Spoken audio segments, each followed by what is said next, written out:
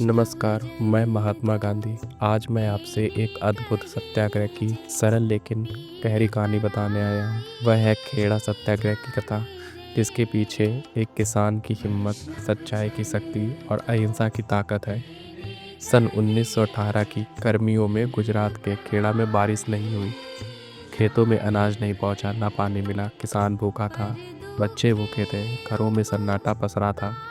पर भीख मांगना किसान की आदत नहीं थी।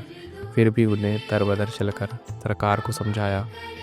किसानों की आवाज़ धीमी थी। सरकार से प्रार्थना की, हमारे खेत सूख गए हैं, कुछ खाने को नहीं बचा, कृपया लगान माफ़ कर दीजिए। लेकिन अंग्रेजी हुकूमत ने उनकी विनम्रता को अनसुना कर दिया। उनकी आंखों में दर्द था, पर सरकार ने कमज़ोर समझा। मैंने सरदार पटेल, इंद्रजीत मेहता, नरहरि परिख, मोहनलाल पांड्या से मिलकर सोचा, अब सरकार की नैतिक शिक्षा का समय है। हमने महसूस किया, जब जनता शांत, सच्ची और संगठित होती है, तब सत्ता झुकती है। मैंने किसानों से कहा, डरो मत, फसल नहीं हुई तो क्या हुआ, हम कर नहीं देंगे। हम हिंसा नहीं करेंगे, बस सच्चाई और आत्मबल से खड़े रहेंगे। किसानों ने बोला, हम तैयार हैं, और इस तरह शुरू हुई शांतिपूर्ण सत्याग्रह।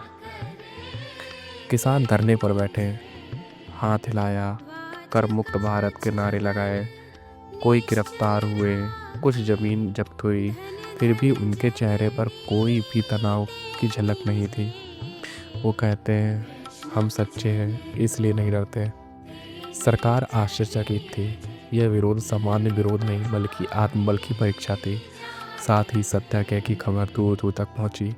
देश में सहानुभूति की लहर फैल गई। अंततः सरकार झुकी, लगान माफ़ हुआ, ज़मीनें वापस की गईं। खेड़ा का किसान फिर से घर लौटा। हल्की मुस्कान, बच्चों की किलकारियाँ, मिट्टी में सौंधी खुशबू। सत्य और धर्म की शक्ति ने जीत हासिल की। आज भी जब कोई अन्याय हो, भले बात पहचान का हो, शिक्षा का हो, अधिकार का हो, खेड़ा की सीख अमर है।